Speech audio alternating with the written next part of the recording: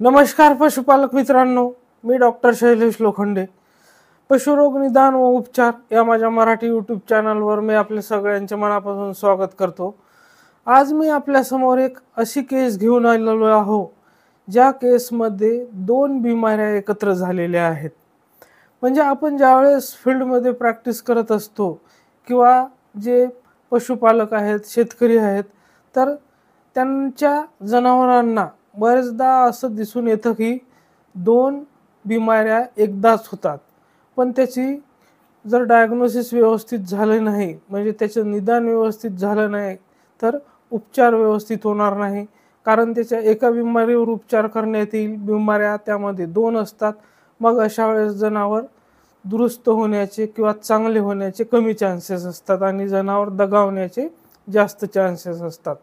तर बरेचदा असं होते की ज्यावेळेस जनावरांना सोबतच दोन बिमाऱ्या होतात, तर त्यावेळेस निदान बहुतेक डॉक्टर जे आहे किंवा नवीन प्रॅक्टिशनर जे आहे, तर ते त्यावेळेस निदान करू शकत नाहीत की या जनावराला दोन बिमाऱ्या सोबत झालेल्या आहेत आणि ते एका बिमारीवर उपचार करतात आणि जनावराचा त्या उपचाराला प्रतिसाद मिळत नाही, कारण की त्याला योग्य उपचार भेटत नाही.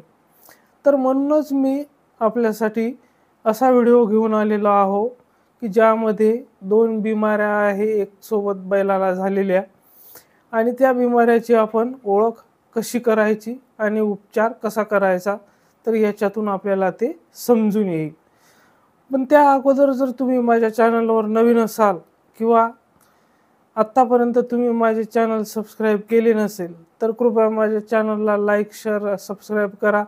सोबतच बेलवाल्या आयकॉनवर क्लिक करून ऑलवाल्या ऑप्शनवर क्लिक करा, म्हणजेच माझ्या येणाऱ्या प्रत्येक नवीन व्हिडिओची नोटिफिकेशन तुम्हाला वेळोवेळी मिळत राहील.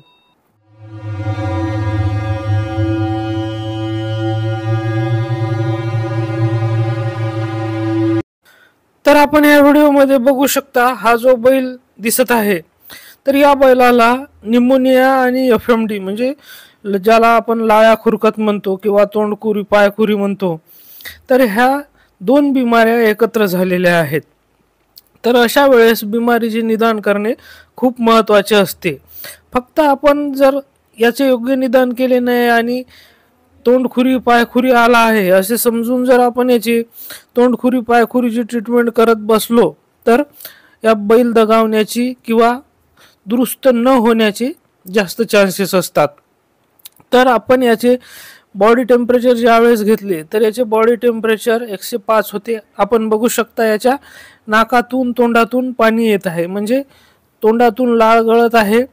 रोपी सलायव्हेशन ज्याला आपण म्हणतो, तर रोपी सलायव्हेशन आहे, नेझल डिस्चार्ज आहे. आपण बघू शकता याच्या नाकातून घट्ट असा पाणी येत आहे जे चिकट आहे. तर आपल्याला या गोष्टीवरून आणि याला श्वास घ्यायला सुद्धा त्रास होत होता. म्हणून मी स्टेथोस्कोपने त्याच्या लंगचे जेव्हा अस्कल्टेशन केले, तेव्हा असं कळून आलं की या बैलाला निमोनिया सुद्धा झालेला आहे. तर याचे डावे लंग हे उजव्या लंगपेक्षा जास्त अफेक्टेड होते. म्हणून याला आपण तोंडखुरी, पायखुरी आणि निमोनिया दोन्ही बिमाऱ्याचे ट्रीटमेंट देणं खूप गरजेचं होतं. त्याच्याशिवाय या बैलाला आराम मिळणार नव्हता. तर या बैलाने 2 दिवसापासून काहीही खाल्लेले नव्हते. आपण त्याचे पोट बघू शकता. तर याच्या तोंडामध्ये सुद्धा बारीक बारीक जखमा झालेल्या होत्या. याच्या जे पाय आहे, तर याच्या 2 खुरांच्या मधात सुद्धा बारीक बारीक जखमा झाल्या होत्या, ज्यामुळे याला चालताना सुद्धा त्रास होत होता. आणि तोंडात लिजन्स होते, त्याच्यामुळे सुद्धा त्याला खायला त्रास होत होता. तर अशा वेळेला आता आपल्याला याला दोन्ही ट्रीटमेंट देणं गरजेचे होते.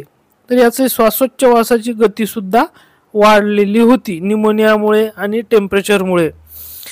तर याची आपण आता ट्रीटमेंट कशी केली आणि रिकवर झाला की नाही हे बघूया. तर आता आपण या व्हिडिओमध्ये बघू शकता 3 दिवसानंतरचा हा व्हिडिओ आहे. तर ही एकदम उन्हात शूटिंग घेतली, त्याच्यामुळे आपल्याला स्पष्टपणे कदाचित दिसत नसेल. तर हा बैल चारा खाताना आपण बघू शकता। तर याच्यावरून आपल्याला समजून येते की या बैलाची कंप्लीट रिकव्हरी झालेली आहे। आता या बैलाला फक्त पायात जखमा असल्यामुळे चालण्यास थोडा त्रास होत आहे असे पशुमालकाने सांगितले, परंतु खाणे त्याचे व्यवस्थित सुरू झाले। तो जो जोरात श्वास टाकत होता ते सुद्धा कमी झाले आणि त्याचा ताप सुद्धा कमी झाला, तोंडातल्या जखमा बऱ्या झाल्या। तर आता आपण बोलूया या बैलाच्या उपचाराबद्दल, म्हणजे आपण या बैलाला ट्रीटमेंट काय काय दिली। तर जसे की आपण माझ्या हातामध्ये सगळ्यात अगोदर हे इंजेक्शन बघू शकता, लेव्हॅमिसॉल।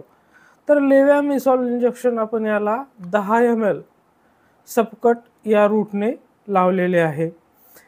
तर याचा डोस जो असतो, आपण FMD रोगामध्ये याला त्या जनावराची रोगप्रतिकारशक्ती वाढवण्यासाठी याचा उपयोग करतो। तर त्यावेळेस आपण याला, तर आता आपण बोलूया या बैलाच्या ट्रीटमेंटबद्दल की या बैलाला आपण काय ट्रीटमेंट दिली। तर या बैलाला आपण जसे की आपण माझ्या हातामध्ये लेव्हॅमिसॉल इंजेक्शन बघू शकता। तर लेव्हॅमिसॉल इंजेक्शन आपण याला 10 ml सबकट म्हणजे कातडीखाली लावलेले आहे।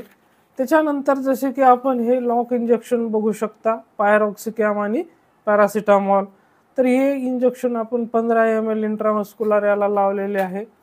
त्याच्यानंतर आपण बघू शकता की वेट सेफ्टी नावाचे जे इंजेक्शन आहे हे सेफ्टिओफर इंजेक्शन, याच्यामध्ये सॉल्ट आहे, सेफ्टिओफर सोडियम।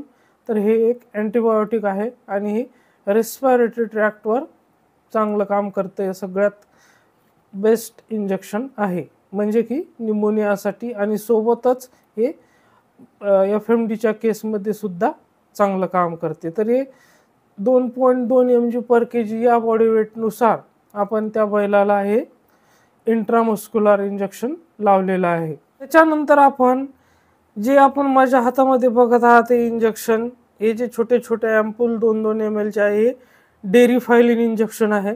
तर हे डेरिफायलिन इंजेक्शन एक ब्रॉन्कोडायलेटरचं काम करते। तर आपण याला हे 10 ml इंजेक्शन इंट्रामस्क्युलर रूटने दिले आहे।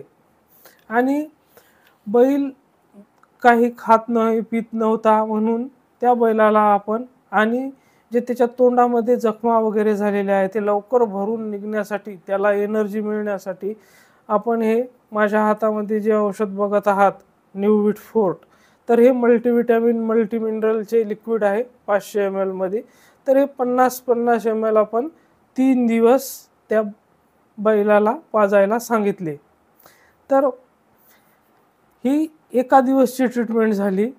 तर रिपीटच्या केससाठी आपण त्याला रिपीट म्हणजे इंजेक्टेबल न देता ओरलवर शिफ्ट केले। तर त्याला ओरलमध्ये आपण जसे की आपण स्क्रीनवर पाहू शकता, ओलॉन्सेप नावाची ही जी बोलस आहे, तर ही बोलस रोज एक त्याला आपण त्या बैलाला द्यायला सांगितली, आणि सोबतच ही जी NP सेरा बोलस आपण स्क्रीनवर बघत आहात, तर ही बोलस सुद्धा दिवसातून एकदा द्यायला सांगितली।